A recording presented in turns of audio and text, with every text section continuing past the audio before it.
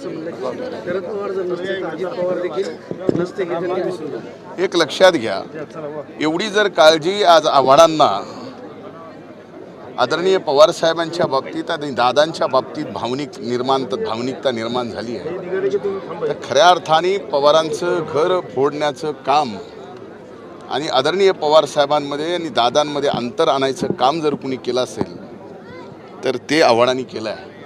आणि ह्याचे अनेक पुरावे आणि साक्षी जर द्यायचे असतील तर अनेक जण माझ्यासहित अनेक जण साक्षी पुराव्यानिशी समोर येतील. फक्त आता सबंध जागा राष्ट्रवादी काँग्रेस पक्षाची, म्हणजे पूर्वी एकत्र असताना आत्ता दादा नेतृत्व करतात. आत्ता भावनिक होऊन काय उपयोगाचं?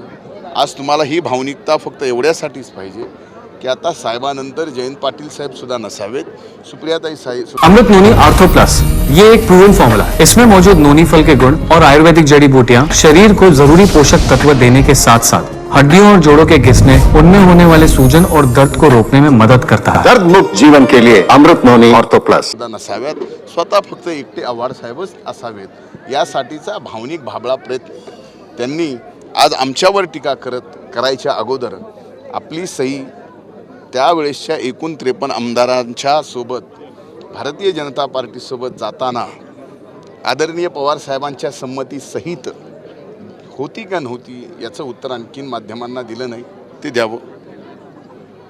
आणि अनेक असे प्रसंग आहेत की जे कधीतरी सांगता येतील, पण त्यांनी असं भावनिक होण्याच्या ऐवजी ही भावनिक होण्याची परिस्थिती त्या कुटुंबात निर्माण करणाऱ्यापैकी एक ते आहेत, हे पण आपण लक्षात घेतलं पाहिजे. दादा एक लास्ट प्रश्न की बारामतीमध्ये सुनेत्रा पवार आणि सुप्रिया सुळे याबद्दल आदरणीय दादांनी काल बारामतीच्या आपल्या भाषणामध्ये अतिशय दादांच्या स्पष्ट भाषणामध्ये शब्दात सांगितलेलं आहे. थँक्यू.